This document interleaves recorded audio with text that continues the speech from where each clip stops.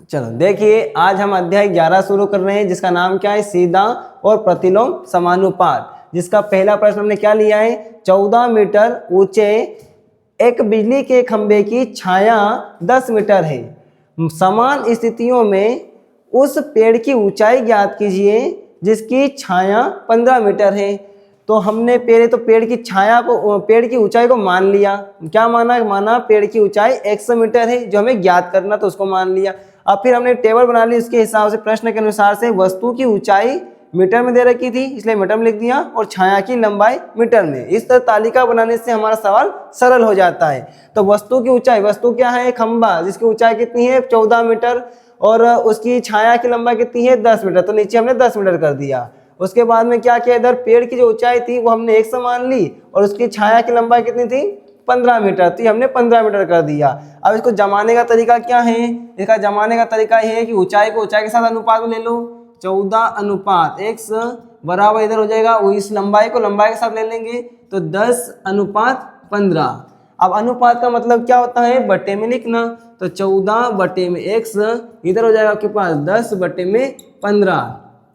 इसका गुणा इधर कर दो और इसका गुणा इधर कर दो, तो ये आपके पास 14 गुणा 15, और इधर हो जाएगा आपके पास x गुणा 10 या 10 गुणा x। ठीक है, अब ये 10 x से गुणा कर रहा है, इधर आके भाग कर लेगा, तो 14 गुणा 15 बटे में 10 बराबर क्या बचा, x। यहाँ 5 से भाग चला जाएगा, तो 5 तिया 15 और 5 दूनी 10, 2 एकम 2 और 2 सती 14, 7 गुणा 3 बराबर x। तो x का मान क्या आ गया हमारे पास, 7 तिया 21 मीटर। ये हमारे पास आ गई पेड़ की ऊंचाई। ठीक है, चलो देखिए इस प्रश्न का रिवीजन कर लेते हैं। यहाँ पे हमने क्या किया कि वस्तु की जो ऊंचाई थी, उस ऊंचाई किसकी थी, खंबे की ऊंचाई 14 मीटर को 10 के साथ में ले लिया। ये हो गया आपका 10 मीटर ऊंचाई, और उसकी लंबाई हो गई 10 मीटर। सो 14 मीटर खंबे की ऊंचाई हो गई, और उसकी लंबाई होगी 10 मीटर। और उसके बाद में क्या किया कि जो पेड़ की ऊंचाई थी उसको हमने 100 मान लिया, तो उस पेड़ की ऊंचाई के साथ में उसका छाया की लंबाई को ले लिया। ठीक है, तो इस तरह से हमने इसको अनुपात में जमाया।